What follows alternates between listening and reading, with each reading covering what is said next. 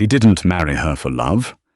He married her because her brother died, bleeding out in his arms on a muddy battlefield, extracting a final, desperate promise. Harriet was 28, entirely penniless, and weeks away from the dreary, humiliating life of a paid companion. Sebastian was a duke who hadn't felt a single human emotion in 3 years. It was supposed to be a transaction, a roof in exchange for a cleared conscience. But guilt is a terrible foundation for a marriage, and proximity is a dangerous thing. The smell of boiled cabbage and damp wool was suffocating.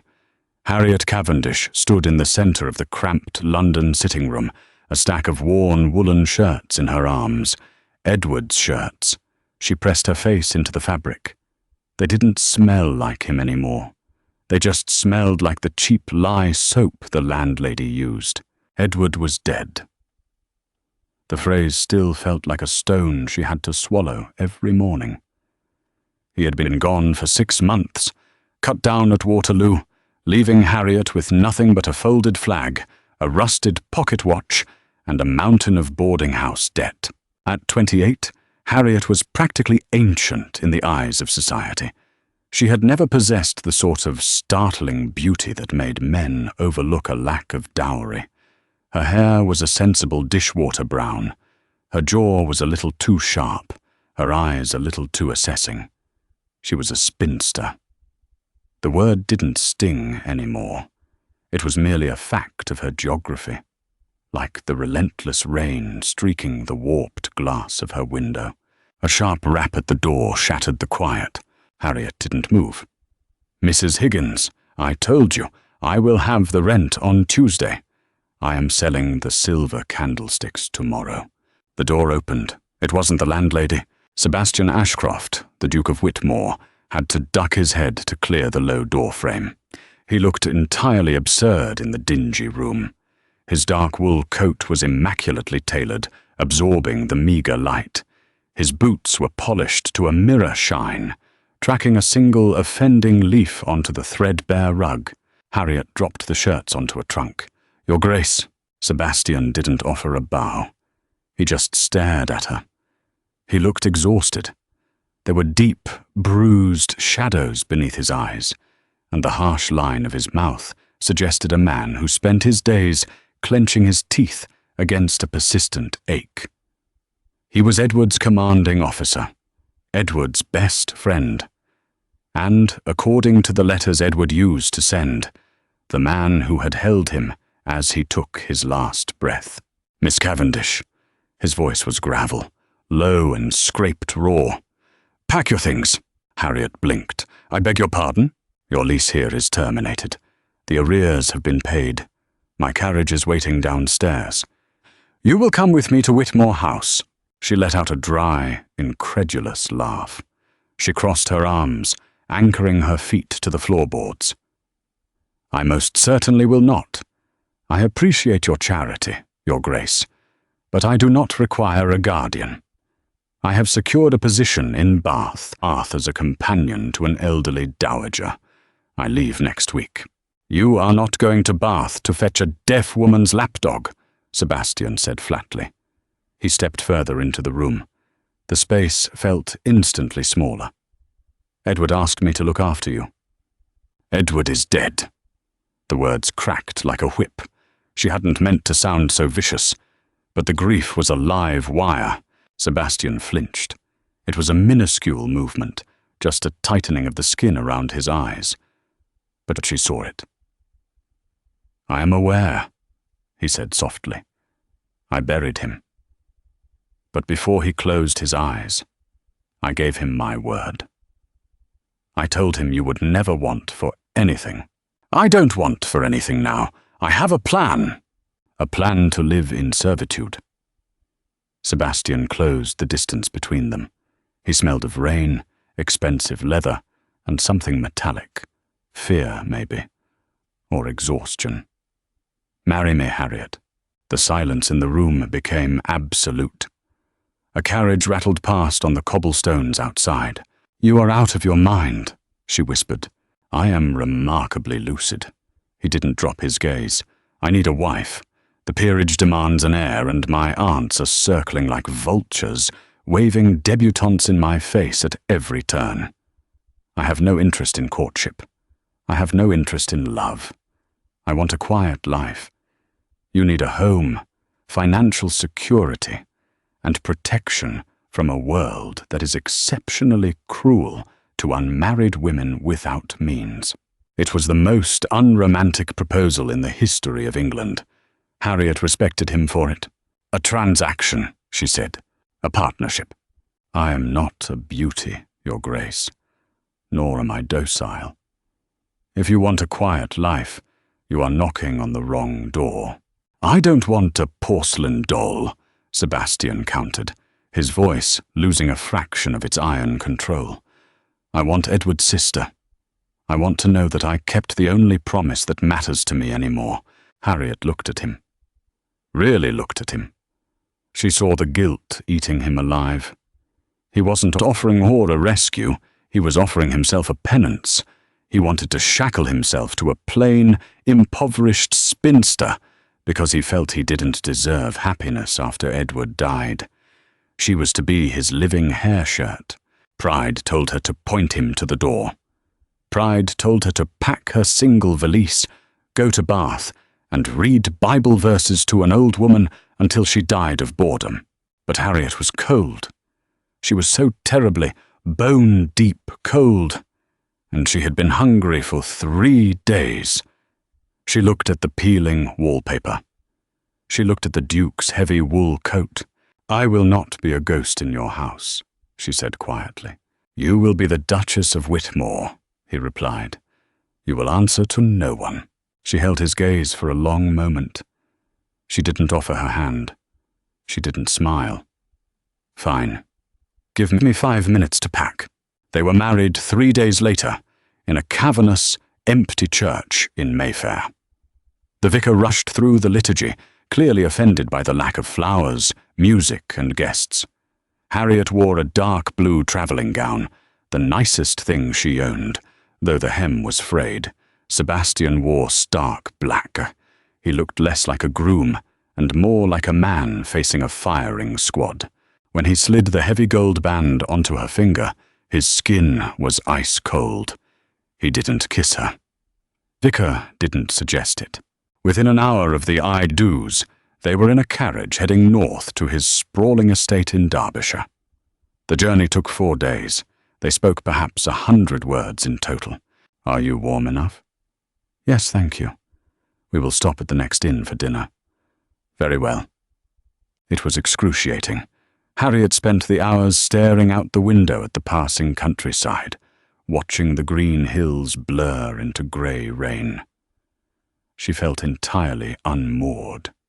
Harriet Cavendish, the pragmatic spinster, had vanished into the ether, replaced by her Grace, the Duchess of Whitmore. A title that felt as heavy and unwieldy as a stolen crown. When they finally turned onto the miles-long gravel drive of Ashcroft Hall, Harriet felt a heavy weight drop into her stomach. The house was not a home, it was a fortress. Vast, imposing, built of dark, weathered stone that seemed to drink the meager afternoon light. Dozens of windows stared out like empty eyes. As the carriage pulled to a halt, a small army of servants filed out the grand double doors, lining up with military precision. Sebastian stepped out first, offering her his hand. She took it. His grip was firm, impersonal. "Welcome to Ashcroft Hall," he said, his voice flat. He led her up the stone steps. The housekeeper, a severe woman with a ring of heavy iron keys at her waist, curtsied deeply. "Your Grace. Welcome home. And welcome, Your Grace." The woman's eyes darted over Harriet's plain blue dress, taking in the lack of a maid, the single scuffed trunk the footman was hauling from the boot. Harriet lifted her chin. She knew what they saw. A charity case. A bizarre misstep by their stoic master. "Show my wife to her chambers," Sebastian ordered, not looking at Harriet. "I will be in my study. I'm not to be disturbed." Without another word, he turned and walked down a long, echoing corridor. The sound of his boots on the marble floor faded into the shadows. Harriet was led up a sweeping, grand staircase to the Duchess's suite. The rooms were staggering. High ceilings plastered with intricate gold leaf, walls lined in pale green silk, a fireplace large enough to roast a pig, and a bed draped in heavy velvet. It was beautiful. It was terrifying. She stood in the center of the vast carpet, clutching her small reticule. The silence of the house pressed against her eardrums. She had traded the noisy, cramped poverty of London for an absolute, gilded isolation. That evening they dined at opposite ends of a table that could comfortably seat 30. The distance between them was comical. A massive silver candelabra sat dead center, obscuring Sebastian's face. Harriet could only see his hands as he methodically cut his meat. The footmen hovered like ghosts, silently replacing plates and refilling crystal goblets.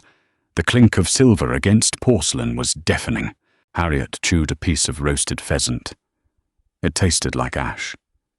She swallowed hard, pushing her plate away. She couldn't do this. She could not live 40 years in a mausoleum, pantomiming a marriage with a man who couldn't bear to look at her. Is the food not to your liking? Sebastian's voice floated down from the other end of the mahogany expanse. The food is fine, Harriet said, projecting her voice so it carried. The geography is the problem. Sebastian leaned slightly to the left, peering around the silver candelabra.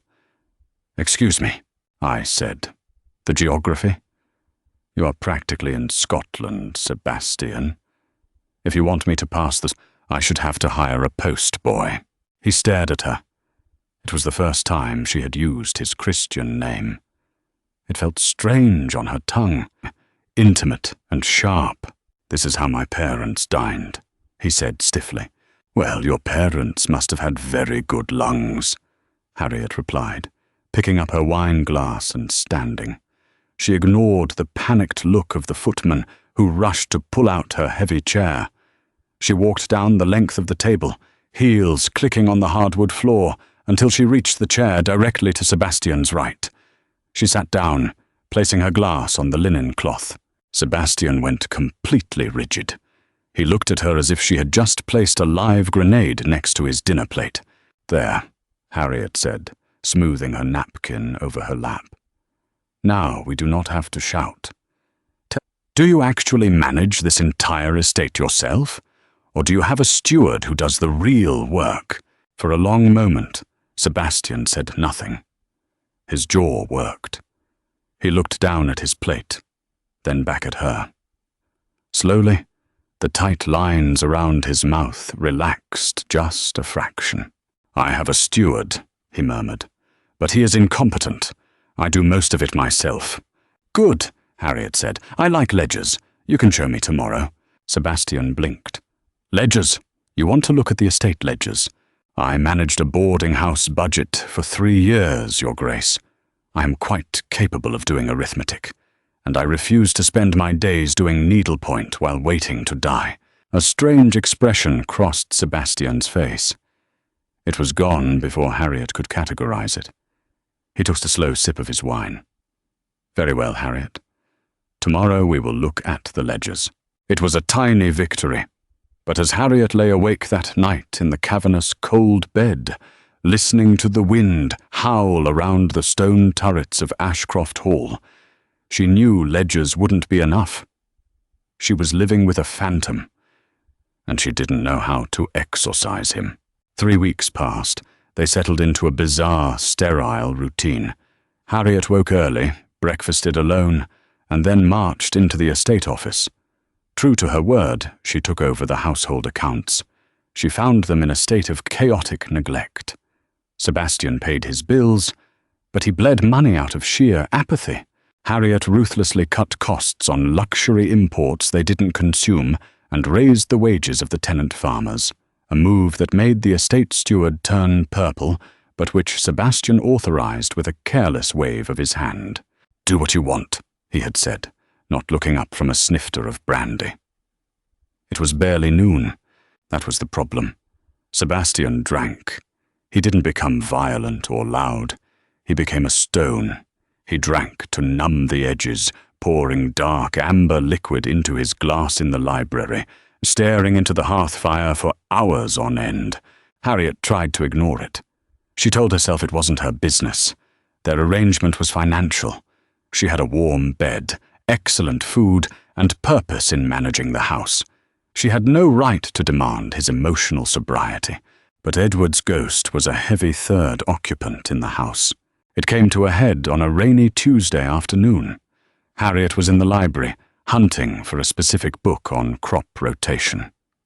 The room was dark, smelling intensely of old paper, leather, and stale alcohol. She found Sebastian sitting in a wingback chair by the unlit fireplace. He was asleep, his head resting against the high back of the chair. A half-empty decanter of whiskey sat on the table beside him. In his lap, loosely gripped in one hand, was a small, familiar, wooden box. Harriet stopped breathing. It was Edward's cigar box, the one he used to keep his letters in. Drawn by an invisible string, Harriet stepped closer. Sebastian looked younger in sleep, the harsh, cynical lines of his waking face smoothed out. But even unconscious, he looked troubled. His brow was furrowed, his breathing shallow and rapid. Harriet looked down at the box. The lid was open. Inside were a stack of letters. She recognized her own handwriting on some, Edward's frantic, scrawling script on others. She reached out, intending only to close the lid. Sebastian's hand snapped out like a viper. He gripped her wrist. Hard, Harriet gasped, her heart leaping into her throat. Sebastian's eyes flew open. They were wild, unfocused, dark with some ancient terror. He stared at her, but he wasn't seeing her. He was seeing smoke and blood. "Don't," he rasped, his voice ragged. "Don't leave him." "Sebastian," Harriet said clearly, forcing her voice to remain steady despite the bruising grip on her arm. "It is Harriet. You are in Derbyshire. You are home." He blinked. Once. Twice. The wildness slowly drained from his eyes, replaced by a sudden, sharp realization. He looked at his hand wrapped around her wrist, and he let go, as if her skin burned him. He scrambled back in the chair, running a trembling hand over his face. "God, I apologize. I was dreaming." Harriet rubbed her wrist. It throbbed, but she didn't step back. She looked at the wooden box. "You read his letters?" Sebastian wouldn't look at her. He stared at the floorboards. "Sometimes." "Why?" "Because it is all I have left of him." "It's not all you have left," Harriet said softly. "You have me." Sebastian let out a harsh, bitter laugh. He finally looked up, and the self-loathing in his eyes was staggering. "Yes, I have you. The living reminder of my failure. Every time I look at you across that dining table, Harriet, I see his eyes. I see the sister he begged me to protect, while he bled out in the mud." The words hit her like a physical blow. She had known it, of course. She had known she was a penance. But hearing it spoken aloud stripped away the thin veneer of civility they had built. Anger, hot and sudden, flared in Harriet's chest. She was done being accommodating. She was done being the good, quiet spinster. "How dare you?" she whispered. Sebastian stiffened. "Harriet, no, how dare you?" She took a step toward him, her hands balling into fists at her sides. "Do you think you have a monopoly on grief? Do you think you are the only one who lost him? I was his commander. It was my job to bring him home." "He was my brother." Harriet's voice cracked, echoing loudly in the cavernous library. "He was my brother. He was the only family I had left in this miserable world. He was my whole life. You lost a friend and a soldier. I lost my future." Sebastian stared at her, stunned into silence.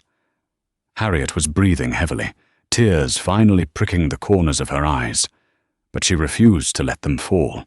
I did not agree to this marriage to be your daily flagellation, she snapped, stepping closer, forcing him to look at her.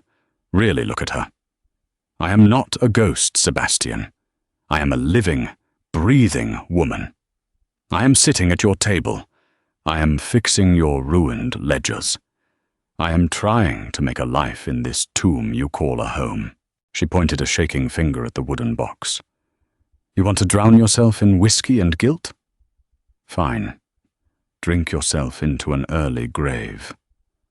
But do not use my brother's memory as your excuse. Edward loved life. He would despise what you are doing to yourself, and he would despise how you are treating me. Sebastian's face was ashen. He opened his mouth, but nothing came out. Harriet turned on her heel. Keep the letters, she threw over her shoulder. They are dead paper. I am going for a walk. She stormed out of the library, the heavy oak door slamming shut behind her with a finality that rattled the windows. Left alone in the quiet, smelling of dust and whiskey, Sebastian looked down at his trembling hands. For the first time in 3 years, the fog of his grief had parted, pierced by a very sharp, very real anger from a woman he had assumed would just quietly fade into his wallpaper. He looked at the empty doorway. His chest felt strangely tight.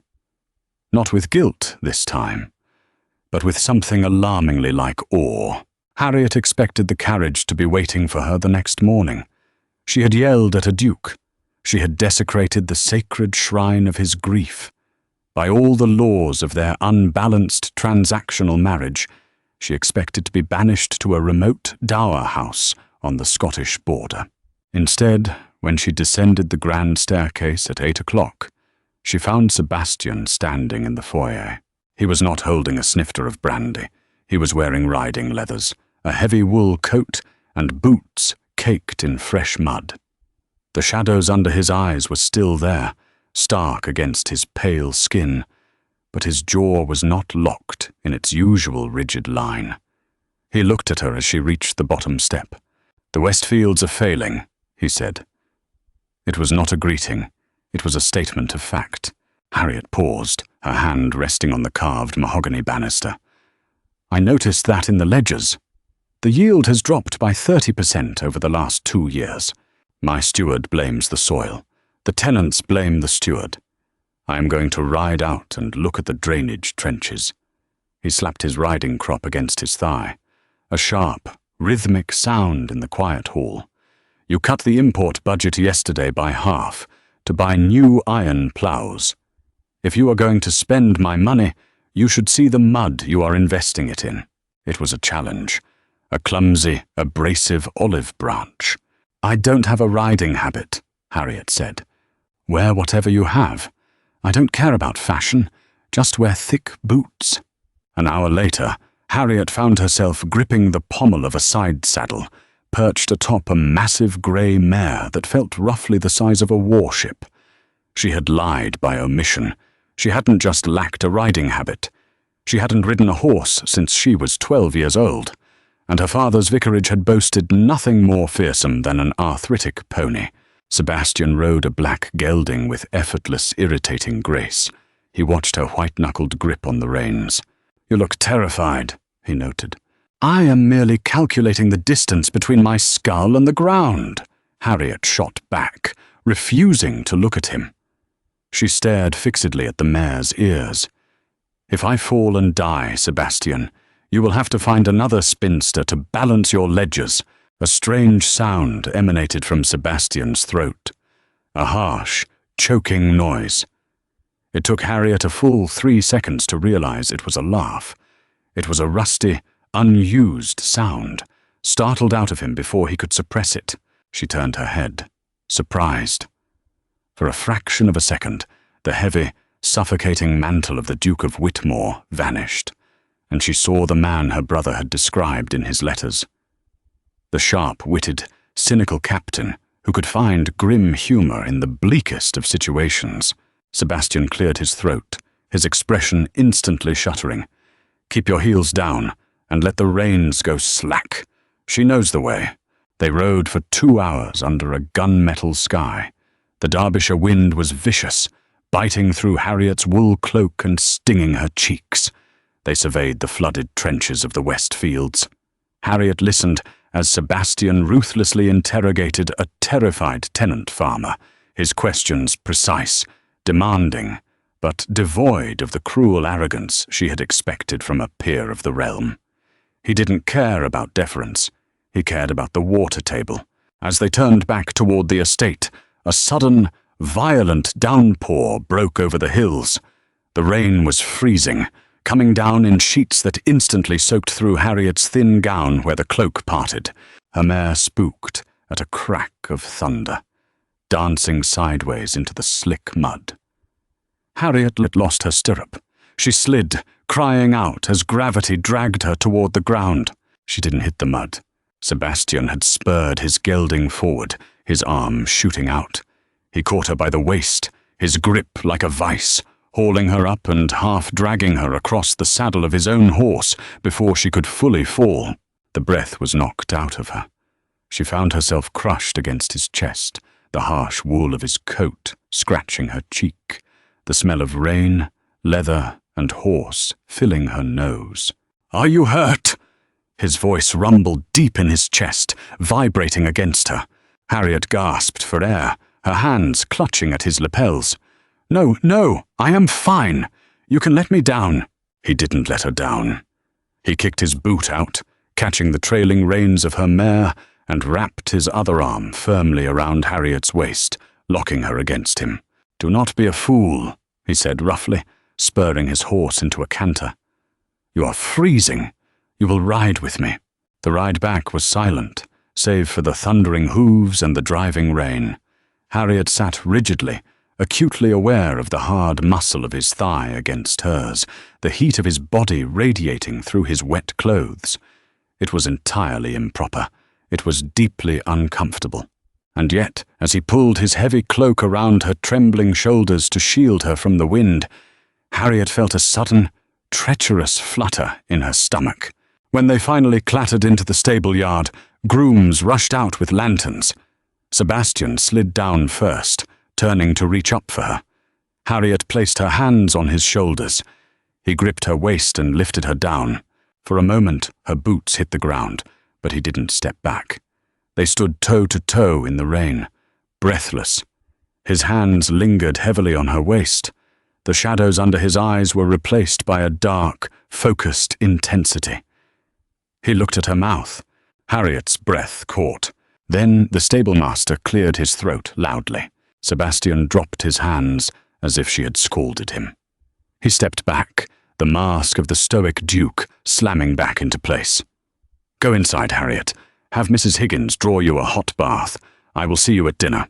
He turned and strode away into the driving rain, leaving Harriet standing in the mud, her heart hammering a frantic, confused rhythm against her ribs. The fragile, unspoken truce they had built over the next 2 weeks was shattered by the arrival of a gilded carriage bearing the Ashcroft crest. Harriet was in the library, a ledger balanced on her knees, when the double doors were thrown open. "Sebastian, my poor tragic boy." The voice was shrill enough to curdle milk. Harriet looked up to see a woman in her late 50s bearing down on the room, draped in layers of violet silk and smelling aggressively of lavender water. Trailing behind her was a young man with a weak chin and an impeccably tied cravat. Sebastian, who had been standing by the window reviewing a surveyor's map, went perfectly still. Aunt Josephine, Lady Josephine Ashcroft, did not wait for an invitation. She swept into the room, pulling Sebastian into a brief, theatrical embrace. "We came as soon as we heard the scandalous news. Married, in secret, without a single word to your family." She stepped back, pressing a lace handkerchief to her chest. "And to well, where is she? Where is the little London charity case?" Harriet stood up. The heavy ledger hit the floor with a resounding thud. Lady Josephine pivoted, her eyes narrowing as they swept over Harriet. She took in Harriet's sensible grey day dress, the lack of jewels, the simple twist of her brown hair. The older woman's lip curled in a barely concealed sneer. "Oh," Josephine said. It was a single syllable, dripping with venom. "You must be Edward's sister, the spinster." "Harriet," Harriet corrected evenly, refusing to break eye contact. "I am Harriet, the Duchess of Whitmore." Josephine let out a trilling, condescending laugh. "Yes, well, titles can be bought and sold, but breeding always tells, doesn't it? This is my nephew, Simon. He is next in line for the dukedom, should Sebastian's condition persist." It was a blatant insult, an insinuation about Sebastian's mental state and his ability to sire an heir. Harriet felt a spike of hot fury, not for herself, but for the man standing rigidly by the window. She opened her mouth to eviscerate the woman, but Sebastian moved first. He crossed the room in 3 long strides. He didn't look at his aunt. He walked directly to Harriet. He stopped beside her, so close that their shoulders brushed. Slowly, deliberately, he placed his large hand on the small of her back. His grip was warm and fiercely protective. "Josephine," Sebastian said. His voice was soft, but it carried the chilling, metallic edge of a drawn blade. "You will address my wife with the respect her title demands. You will not refer to her as a charity case. You will not discuss my private affairs." Josephine's mouth opened and closed like a landed trout. "Sebastian, I only meant—" "I know exactly what you meant," he cut her off, his hand pressing firmer against Harriet's spine. "Harriet is the Duchess of Whitmore. She is the mistress of this house. If her presence offends you, you are welcome to order your carriage brought back around immediately." Silence crashed over the library. Simon took a nervous step backward, suddenly very interested in the pattern of the Persian rug. Harriet looked up at Sebastian. His jaw was clenched, his profile carved from granite, but the hand on her back was a steady, grounding anchor. He was defending her. Openly, aggressively. "We have traveled for 3 days, Josephine finally sputtered, her face flushed with ugly, mottled color. "Surely you are not throwing your own blood out into the rain." "You may stay for dinner," Sebastian said, his tone utterly devoid of warmth. "And then you will leave in the morning. Harriet, my dear, would you be so kind as to ring for tea? My aunt looks fatigued." "My dear," the endearment was forced, a weapon forged for the benefit of his horrific relatives, but it sent a shock wave straight down Harriet's spine. Dinner was a battlefield masquerading as a meal. Josephine, realizing frontal assaults were dangerous, resorted to guerrilla warfare. She talked incessantly about the glittering London season, about the beautiful, wealthy debutantes Sebastian could have married. She pointedly asked Harriet about her father's vicarage, feigning polite horror at the concept of darning one's own stockings. Harriet ate her roasted mutton with methodical precision. She didn't rise to the bait. She answered Josephine's barbs with dry, factual statements that left the older woman flailing for purchase. "And do you play the pianoforte, Your Grace?" Simon asked, attempting to join the fray. "No," Harriet said, taking a sip of wine. "I find it frivolous. I prefer double-entry bookkeeping." Simon looked at her as if she had just confessed to eating children. Through it all, Sebastian sat at the head of the table, his dark eyes locked on Harriet. He didn't drink a drop of whiskey. Every time Josephine tried to corner Harriet, Sebastian neatly intervened, steering the conversation into brutal, impenetrable silence. When the agonizing meal finally ended, Josephine and Simon practically fled to their guest chambers. Harriet stood in the quiet drawing room, staring at the embers in the fireplace. She felt exhausted, hollowed out by the sheer effort of keeping her armor strapped on tight. She heard the heavy tread of boots on the rug behind her. "I apologize," Sebastian said quietly. "My family is a nest of vipers." Harriet didn't turn around. She watched a spark fly up the chimney. "She is right, you know. You could have married an heiress, someone beautiful. Someone who knows how to hold a teacup without looking like she's assessing its auction value. Sebastian stepped closer. The heat of him banked against her back. I didn't want an heiress. You wanted a penance, I remember. I was an idiot, he said softly. Harriet turned, startled by the raw admission. He was standing inches away. The mask was gone. He looked exhausted, yes, but the deadness in his eyes had been burned away by a slow, smouldering heat. He reached out. Not to grab her wrist, not to defend her from his aunt. He reached out and gently brushed a stray lock of hair behind her ear. His fingers lingered on her jawline. His skin was rough, calloused from the reins and the sword, but his touch was agonizingly gentle.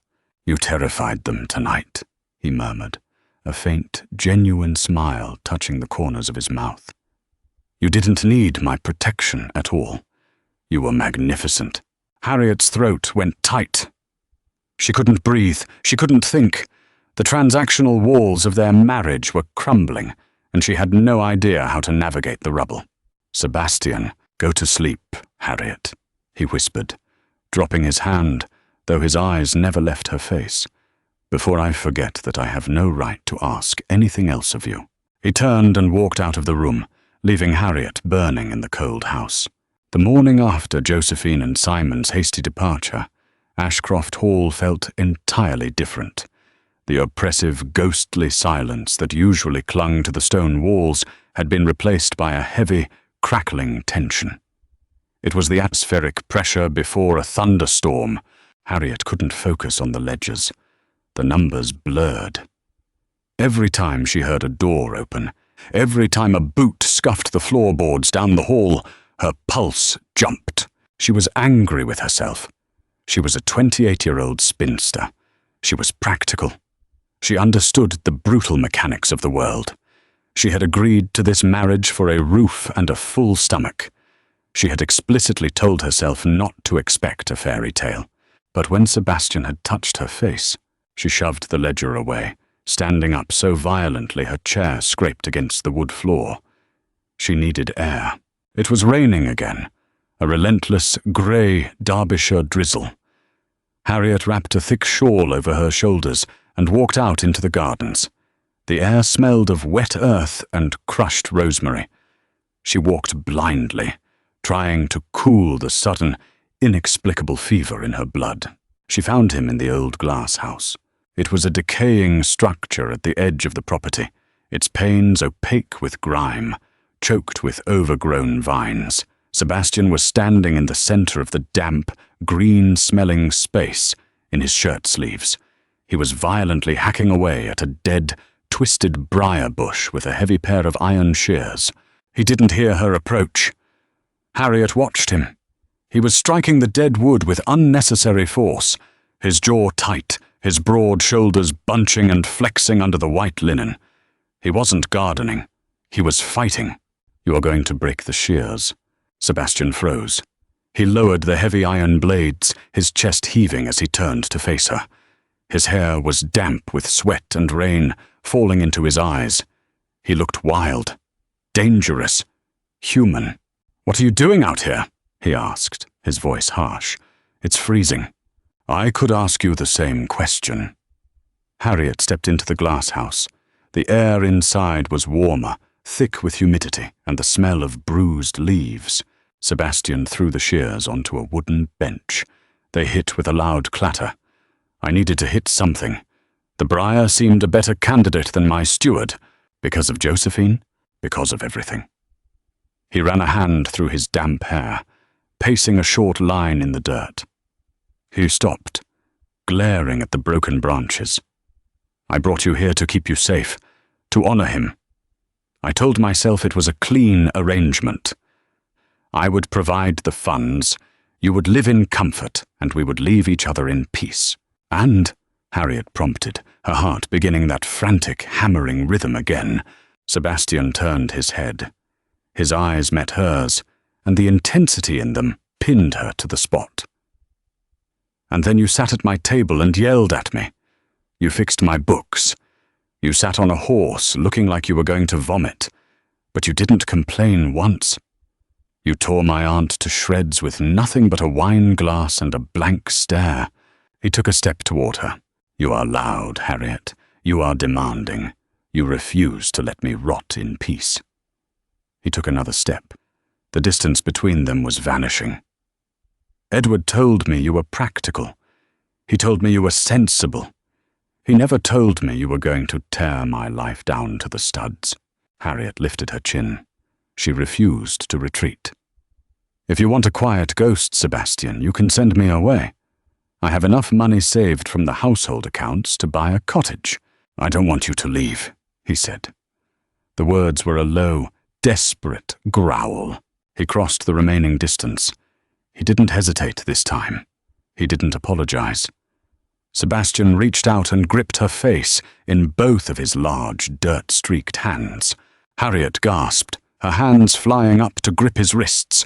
His skin was blazing hot. He looked down at her, his eyes searching hers, looking for permission, looking for a rejection that wasn't there.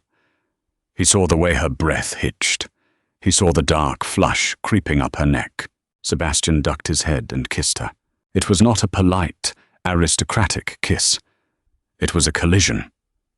It was 3 years of repressed grief, guilt, and sudden, blinding hunger, all channeled into a single point of contact. His mouth was hard and demanding against hers. Harriet's initial shock vanished in a heartbeat, replaced by a surge of pure, answering fire. She didn't push him away. She leaned in, her hand sliding from his wrists up his forearms, clutching at the damp linen of his sleeves. A groan rumbled deep in his throat. He shifted his grip, one hand sliding to the back of her neck, tangling in her hair, pulling her flush against his chest. She could feel the heavy, erratic thud of his heart against her own. He tasted of rain and desperation. Harriet kissed him back with all the suppressed passion of a woman who had been told her entire life to be small, to be quiet, to be invisible. She opened her mouth to him, letting him deepen the kiss, letting the sheer force of him wash over her. When they finally broke apart, they were both gasping for air. Sebastian rested his forehead against hers. His eyes were closed, his chest rising and falling heavily. He didn't let her go. His arms were locked tightly around her waist, anchoring her to him in the damp, overgrown glasshouse. "I have no right," he whispered, his voice jagged. "I have no right to want you this much." Harriet opened her eyes. She reached up, running a trembling hand over his rough cheek. She felt a fundamental shift in the universe. The guilt that had bound them together was gone, burned away by the heat between them. "You are my husband," she said quietly, her voice steadier than she felt. "You have every right." Sebastian opened his eyes. The darkness was entirely gone, replaced by a fierce, possessive clarity. He didn't say another word. He just kissed her again, silencing the ghosts once and for all. They did not speak as they walked back to the main house. They didn't need to. Sebastian's hand remained firmly wrapped around Harriet's wrist, a physical tether pulling her through the rain. The servants in the corridors stopped and stared as the Duke of Whitmore half-dragged his soaked, shivering Duchess up the grand staircase, his face a mask of terrifying resolve. He didn't take her to her opulent green silk chambers. He pulled her down the east wing, kicking open the heavy oak door to his own private suite. The room was Spartan. Dark wood, a massive four-poster bed devoid of decorative hangings, and a fire blazing in the hearth. It smelled of him. Cedar, horse, and sharp soap. He shut the door. The heavy click of the iron latch was the loudest sound in the world. Sebastian turned to her. The manic, desperate energy of the glass house had settled into something much heavier. He reached out and unfastened the soaked wool shawl from her shoulders, letting it drop to the floor. His hands moved to the top button of her ruined daydress. His knuckles were raw, his fingers trembling slightly. "I am terrified," he said. The admission was dragged out of him. his voice barely a rasp. Harriet covered his hands with hers. So am I. It wasn't a fairy tale. It was clumsy, cold, and desperate. Harriet had no experience, no practiced grace, and Sebastian was fighting 3 years of self-imposed starvation. When he finally laid her back on the mattress, the sheets were cool against her bare skin. He was covered in old scars, pale, jagged lines across his ribs and shoulder, a brutal roadmap of the war he had survived. She traced them with her fingertips. He flinched, not from pain, but from the intimacy. "Don't," he whispered, turning his face into her neck. "I am hideous. You are alive," she answered, her voice fierce. She pulled him down. When it happened, it wasn't a poetic merging of souls. It was sharp, heavy, and grounding. It was the desperate friction of 2 lonely people proving to themselves they still had pulses. Sebastian clung to her, as if she were the only solid object in a collapsing world, burying his face in her hair, his breath tearing out of his lungs in ragged gasps. For the first time since Edward died, the crushing weight in his chest broke apart. But peace is a fragile, fleeting thing. Harriet woke just before dawn. The fire had died down to a dull orange glow. The bed was warm, heavy with the scent of sex and sleep. She reached across the mattress. It was empty. She sat up, pulling the heavy quilt to her chin. The door to his dressing room was open. Sebastian was standing by the window, fully dressed in his riding clothes, staring out at the pitch-black grounds. "Sebastian?" He went rigid. He didn't turn around. "You should go back to your own rooms, Harriet, before the servants are fully awake." The coldness in his voice felt like a physical slap.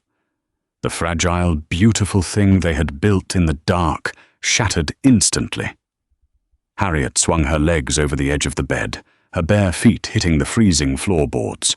She grabbed her discarded shawl and wrapped it tightly around her nakedness. "Look at me," she demanded. He turned. The dim light from the embers caught his face. The open, vulnerable man from the night before was dead and gone. The stoic, haunted Duke was back, his eyes flat and dead. "It was a mistake," he said. His voice was completely hollow. "I took advantage of the situation. I lost my mind. It won't happen again." Harriet stared at him. She felt the sharp sting of tears, but she ruthlessly swallowed them down. "A mistake? We are married, Sebastian." "We are a transaction!" he snapped, his control finally cracking. He took a step toward her, his face twisted in agony. "You are Edward's sister. I promised him I would keep you safe, and instead, I dragged you into my bed like a feral animal. I looked at your face on the pillow, Harriet. I looked at your jaw, your eyes, and I saw him. I saw the man who died because I ordered him to hold the line." He turned away, pressing the heels of his hands into his eyes. "I am using you to replace the family I lost. It is sick. It is a betrayal. I cannot do it." Harriet stood perfectly still. The cold of the room was seeping into her bones. She understood now. He wasn't rejecting her out of disgust. He was rejecting her because he felt he didn't deserve the comfort she provided. The survivor's guilt was a poison, and he was choosing to swallow it rather than let her heal him. "You're a coward," Harriet said quietly. Sebastian's hands dropped. He looked at her, shocked by the venom in her tone. "You would rather live with a ghost than a wife," she continued, her voice gaining strength, echoing in the cavernous room. "You would rather be miserable and noble than happy and human. Fine, keep your guilt. Drown in it. I am done trying to pull you out." She didn't run. She walked past him, her head held high, despite the fact that she was wearing nothing but a woolen shawl, and left him alone in the dark. Harriet did not cry. She returned to her room, washed in icy water, and put on her stiffest, heaviest bombazine gown. It was black. She pinned her hair back so tightly her scalp ached. She marched down to the dining room at exactly 8 o'clock. Sebastian did not appear. She went to the estate office and spent 3 hours ruthlessly auditing the grain stores. She approved the eviction of a tenant who had been drinking his wages away for 2 years. She felt cold, efficient, and entirely hollow. At noon, a footman nervously informed her that His Grace was in the library and had requested that no one disturb him. Harriet closed the ledger. "Thank you, Thomas." She stood up and walked directly to the library. She didn't knock. She threw the double doors open. Sebastian was sitting behind his massive mahogany desk. The crystal decanter was out. It was already a quarter empty. The wooden cigar box sat open in front of him. He looked up, his eyes bloodshot and hostile. "I said I was not to be disturbed. I am the Duchess. I do not take orders from footmen." Harriet walked across the Persian rug. Her footsteps were heavy, deliberate. She stopped in front of the desk. She looked at the whiskey. She looked at the box. "Get out, Harriet," he warned, his voice low and dangerous. Harriet reached across the desk. She didn't grab the decanter. She grabbed the cigar box. Sebastian leaped up, his chair crashing backward to the floor. "Put that down!" Harriet backed away, holding the box to her chest. "No, we are going to settle this. Right now." "Harriet, I swear to God, if you drop those—" "They are paper, Sebastian. They are dried ink and old paper." She retreated toward the massive stone fireplace. A heavy fire was roaring on the grate, fighting the damp Derbyshire chill. "Edward is dead. He has been dead for a year. He is rotting in the ground in Belgium." Sebastian flinched violently, as if she had struck him with a whip. He came around the desk, his hands out, his eyes panicked. "Stop it. Give them to me." "Why? So you can read them again? So you can remind yourself of exactly what he sounded like? Tell me, Sebastian, what does this letter say?" She pulled a folded parchment from the top of the pile. It was stained with mud and something dark and brown. Blood. "Don't read it!" he begged. The anger was gone, replaced by a naked, horrifying vulnerability. He stopped 10 feet from her, trembling. Harriet unfolded the stiff paper. Her hands shook, but her voice was a whip crack in the quiet room. "Sebastian, if I do not make it through tomorrow, do not let my sister go to the poorhouse. Harriet is too smart for her own good, and too proud to ask for help. Give her an allowance, and for God's sake, do not spend the rest of your life brooding. Drink a pint for me, marry someone who makes you laugh, and live long enough to get fat and boring." Harriet stopped. The silence in the library was absolute, broken only by the crackle of the fire. She looked up. Sebastian was staring at her, tears finally spilling over his lower lashes, cutting clean tracks through the dust and exhaustion on his face. He wasn't a duke. He was just a broken soldier.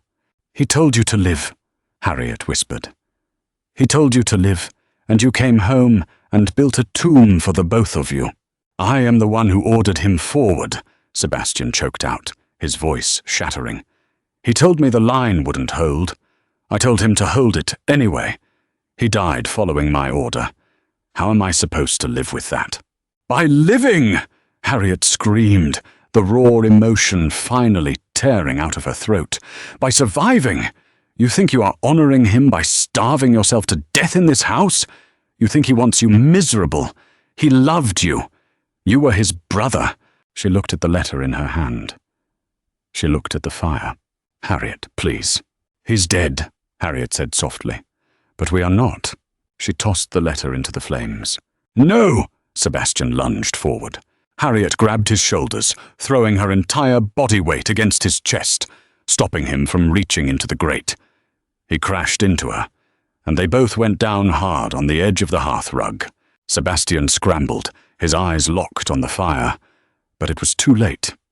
The dry parchment caught instantly, curling into black ash.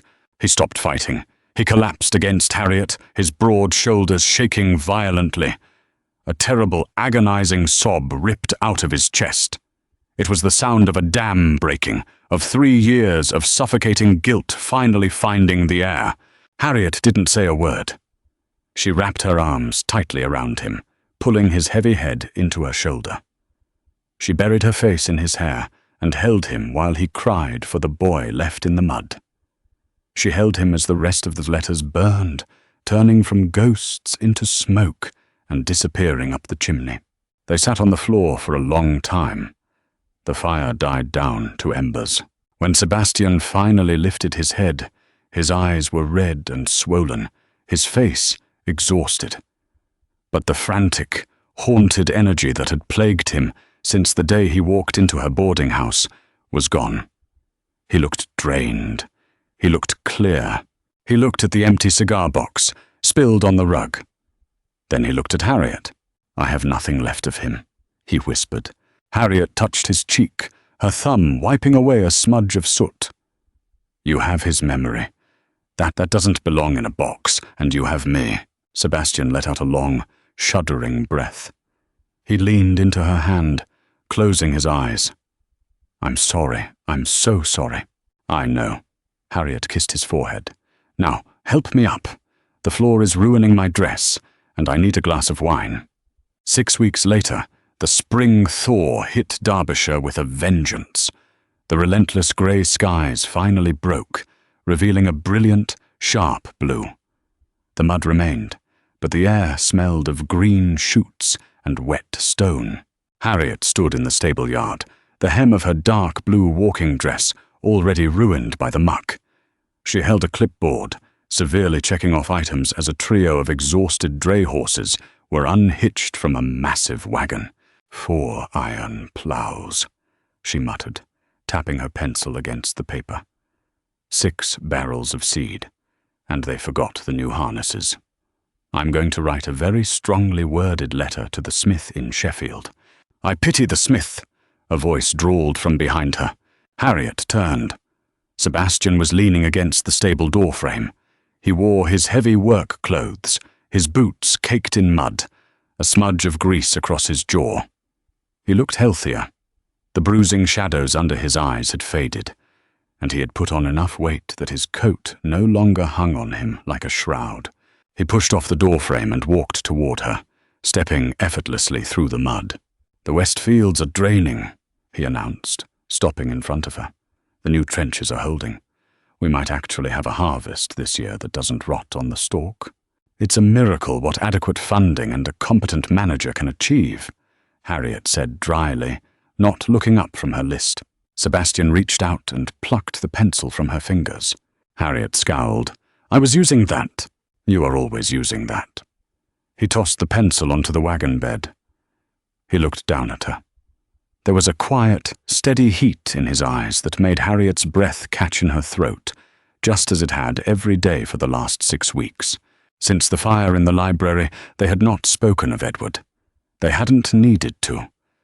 The ghost had been exorcised. They had returned to Sebastian's bedroom that night, and this time there was no panic in the morning. There was only a slow, deliberate rebuilding of a life. Sebastian took the clipboard from her other hand and placed it on the wagon next to the pencil. He took both of her hands in his. "I received a letter from my aunt, Josephine, this morning," he said. Harriet stiffened. "Should I prepare the guest rooms, or just arm the footman?" A genuine, startlingly bright smile broke across Sebastian's face. It changed him entirely, stripping away the severe duke and revealing a man who was actually capable of joy. "Neither. She has found a suitable match for Simon, an heiress from York." She gloated about the dowry for 3 pages. "Good for Simon. He will need the money to pay for his tailored cravats." Sebastian laughed, a warm, rich sound that rolled across the stable yard. He stepped closer, crowding her against the wagon wheel. She also asked if there was any news from Ashcroft Hall regarding an heir. Harriet felt the heat rise in her cheeks. She looked down at his muddy boots. And what did you tell her? Sebastian released her hands. He reached up, cupping her face, his thumbs stroking the sharp line of her jaw. He forced her to look at him. I haven't written back yet, he said softly. The teasing tone was gone, replaced by absolute sincerity. Because I realized I haven't actually asked you. Harriet blinked. Asked me what? We are already married. I forced you into a transaction, he corrected gently. I bullied you into a carriage and dragged you to a tomb because I was drowning, and I needed an anchor. You saved my life, Harriet. You dragged me out of the dark by my hair. He leaned his forehead against hers. I don't want a transaction anymore. I don't want a debt paid. I want a wife. I want you. He paused, his breath warm against her skin. I love you. It is entirely inconvenient, and I am fairly certain you are going to bankrupt me with your iron plows. But I love you. I want to build a real life here. With you. If you will have me. Harriet closed her eyes. The cynical, guarded spinster she had been in that London boarding house felt like a stranger from a different lifetime. She had fought for this man. She had fought his demons, his family, and his own stubborn pride. And she had won. She opened her eyes and met his gaze. She didn't offer a demure smile. She grabbed the lapels of his coat and pulled him down. If you ever let your aunt back in this house, she murmured against his mouth, I will use the iron plows on her carriage. Sebastian grinned against her lips. Agreed. He kissed her, right there in the muddy stable yard, in front of the grooms and the dray horses and the endless Derbyshire sky. It wasn't desperate. It wasn't an escape. It was a promise, grounded in the earth, rooted in reality, and finally, undeniably alive. Thank you for listening to The Duke Married His Dead Friend's Spinster Sister. Then he couldn't let her go. If Harriet and Sebastian's journey from a cold transaction to a fiercely hard-won romance captured your heart, please drop a like on this video. Your support helps us bring more gripping, grounded historical dramas to life. Don't forget to share this story with fellow romance lovers and hit that subscribe button with the notification bell turned on so you never miss our next emotional audiobook release. What was your favorite moment between them? Let us know in the comments below.